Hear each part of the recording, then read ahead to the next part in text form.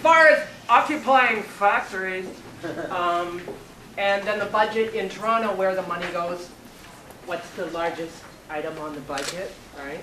Police. The cop, right? And how long would people last occupying a factory here? Because I want to know about military and police funding world over and the effect on any kind of action. You know, I think that if workers occupied a factory, there would definitely be there would be cops very, very quickly.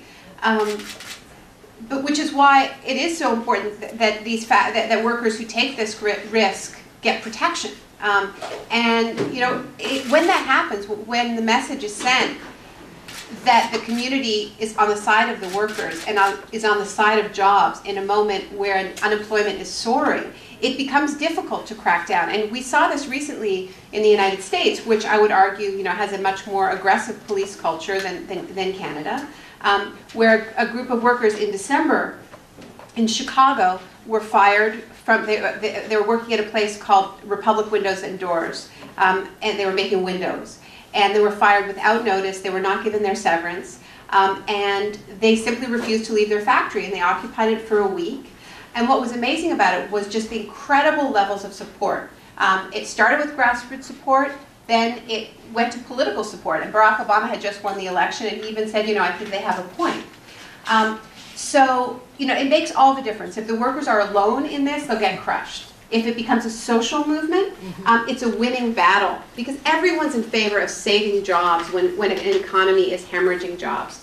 But it's not actually a sustainable model to just illegally occupy factory after factory. This has to lead to demands, where in each of these cases, you know, and I've seen this in Argentina, the same thing has happened in many Latin American countries, same thing has happened in Europe, where what's happening is that the workers are creditors, right? I mean, when a factory closes, they go into bankruptcy and they owe lots of people money, among them their workers, right?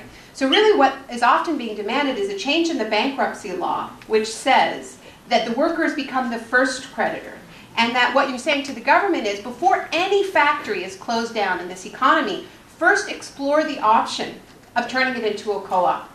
And what if this is really going to become sustainable, instead of it just being a bunch of one-offs, you have other demands too, which is no factory closes before there's some kind of a green audit done to find out what sort of technological investment would need to take place for this factory to be producing something for the new green economy, right? And so then you have access to government grants for those technological upgrades. So it's a series of factors, but you know, it's not just talking, you know, this is the original activism, the original strike is just the first step that sets off a whole other process that is really about economic transformation.